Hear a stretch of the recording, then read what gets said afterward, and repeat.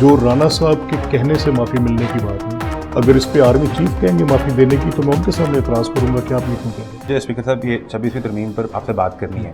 آپ نے درمیان میں یہ کہا کہ فوج پر یا کسی کے گھر پر حملہ کرنے کا کسی کو اجازت نہیں.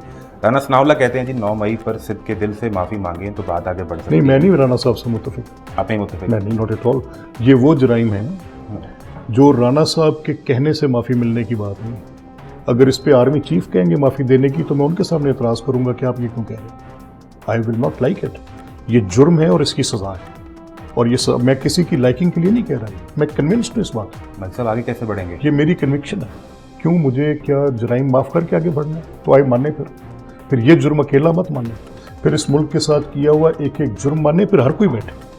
پھر میں بھی بیٹھوں. پھر یہ بھی بیٹھیں. پھر آئیں نیشنل ایک ٹروتھ کمیشن، پھر ایک گرینڈ نیشنل ڈائلاگ کریں اور پھر اس میں مانے، تسلیم کرے. ہر کوئی آ کے اپنی غلطی مانے.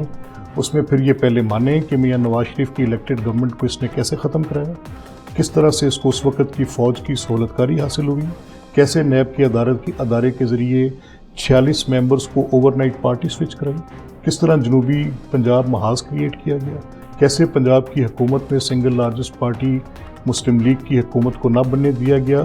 پھر میں بھی آ کر بتاؤں کہ مجھے کن افسران کے فون آئے تھے کہ آپ اسپیکر کے الیکشن کے لیے کنٹیسٹ نہ کریں پریویس گورنمنٹ، اور آپ کو ہمارے پاس تو ووٹس بھی زیادہ تھے. کم آن، لیٹس کال اسپیڈ اسپیڈ. جن کے آگے چلیں. میں کچھ باتیں ایسے کرتا ہوں. اگر رانا ثناء صاحب یہ کہتے ہیں، رانا ثناء اللہ خان صاحب میرے بڑے بھائی ہیں، لیکن میں ان کی اس بات سے متفق نہیں ہوں. میں نے آپ سے کہا کہ اگر یہ کوئی بھی کہے گا، ایون سب سے بڑے اس مقدمے کے مدعی ملٹری والے خود ہیں، میں معترض ہوں گا کہ کیسے آپ کرتے ہیں. قمر رضوان کہہ رہے کہتے ہیں ریاست اپنا مقدمہ واپس لے سکتی ہے. دیکھیں، میرا ماننا یہ ہے کہ یہ مقدمہ ایک جرم ہے اور اس جرم کی سزا ہے. اور میں یہ مقدمہ صرف اس لیے نہیں سمجھتا کہ اس نے کچھ عمارتوں کو خاکستر کی ہے یا اس نے کچھ عمارتوں کے اوپر جا کے حملے کیے ہیں.